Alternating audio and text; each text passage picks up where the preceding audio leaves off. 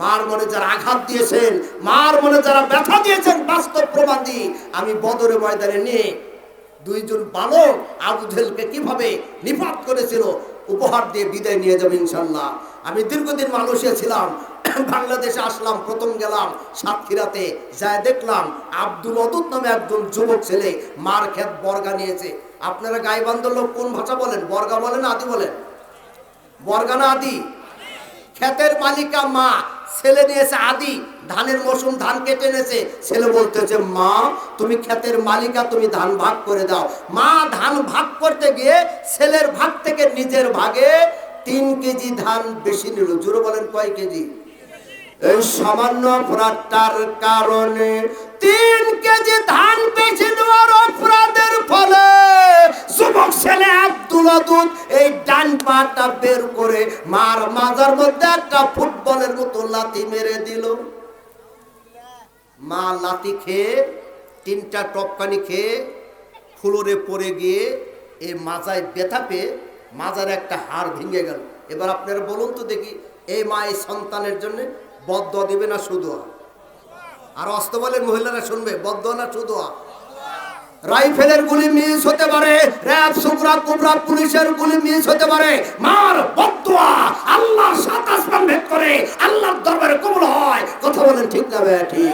মা মাজাই ব্যথা পাওয়ার পরে তাহাজ্জুদের সালাত আদায় করে কিবলামুখী হয়ে 2 চোখের পানি ছেড়ে দেখে আল্লাহ, ও আল্লাহ, আমার সন্তান আব্দুল অদুদ জি ডান পা খানা দিয়ে আমি মার মাজায় লাথি মেরেছে, ওই ডান পাটায় তুমি আল্লাহ দুনিয়া থেকে ধ্বংস করে দাও। এ বদদোয়া কে দিচ্ছে?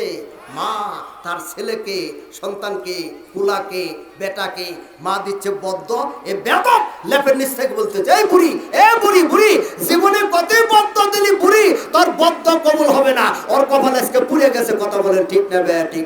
মা 3য় রজনীতে 2 চোখের পানি ছেড়ে দেখে আল্লাহ, ও আল্লাহ, আমার সন্তান আব্দুল অদুদ যে ডান পা খানা দিয়ে আমি মার মাজায় লাথি মেরেছে, এই ডান পাটায় তুমি আল্লাহ দুনিয়া থেকে ধ্বংস করে দাও। মার বদদোয়া 3য় রজনীতে আমার আল্লাহর দরবারে কবুল হয়ে গেল। ও ছিল রাইস মিলের হেড মিস্ত্রি।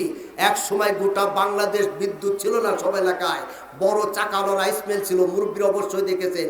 এটার হলো হেড মিস্ত্রি। এবার সকালবেলা গেছে, বিসমিল্লাহ বলতেও ভুলে গেছে, হ্যান্ডেল মারতেছে, স্টার্ট দিতেছে, শব্দ হচ্ছে, শব্দ কমবে না। আবার দেখুন,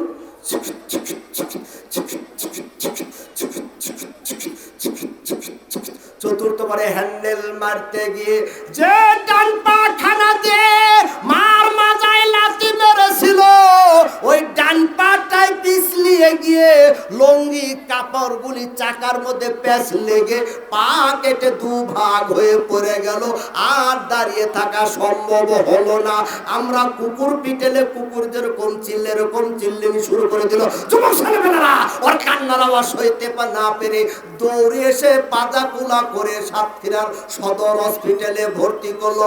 আমার সোনামানিকেরা, বাচ্চাদেরা, যুবক ভাইয়েরা, ভর্তি 3 দিন পরে দেখা গেল এই জায়গার গুস্তটা পচন ধরেছে, অসংখ্য পোকা কিলবিল করতেছে।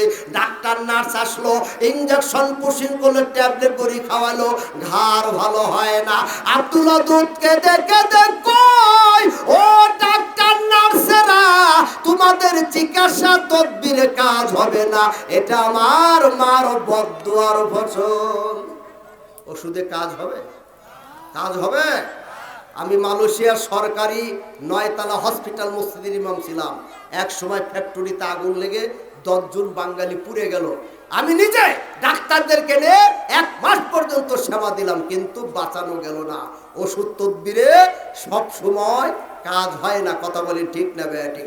আব্দুল অদুদকে দেখে কই, ও ডাক্তার নার্স বাচ্চারা তোমাদের চিকিৎসা তদবিরে ঘা ভালো হবে না, এটা আমার মার বদদুয়ার ফসল। আমার মাকে আমার কাছে ধরে নিয়ে আসো, মার দুটি পা বুকের সঙ্গে টেনে ধরে মার কাছ থেকে আমি ক্ষমা নিতে চাই। আমি আপনি মার মনে যতই ব্যথা দেই না কেন, যতই আঘাত দেই না কেন, একবার যদি বলি মা ভুল করেছি, জনম দুঃখে মা জীবনে সব দুঃখ ভুলে যায়। কথা বলেন ঠিক না ঠিক?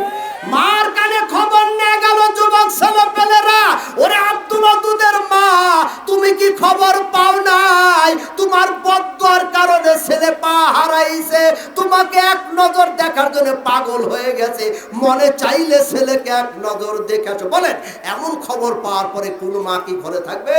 মা দৌড়ে হসপিটাল আসলো, কিন্তু ছেলের কাছে যায় না।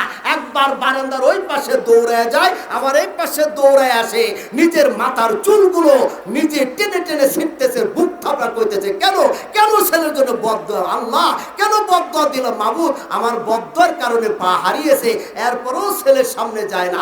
যুবক ছেলে দূর থেকে বুঝতে পেরে, উপলব্ধি করতে পেরে মাকে জোর করে ধরে এনে এই মুহূর্তে আব্দুল ওদুদের কাছে নিয়ে গেল। খেয়াল করবেন, এই মুহূর্তে আব্দুল ওদুদ মাকে এক নজর দেখা মাত্রই মার দুটি পা বুকের সঙ্গে টেনে ধরে কেঁদে কেঁদে কয়, মা ও মা, জীবন আর কোনদিন তোমার বুড়ি কয়া ডাকবো না। মারে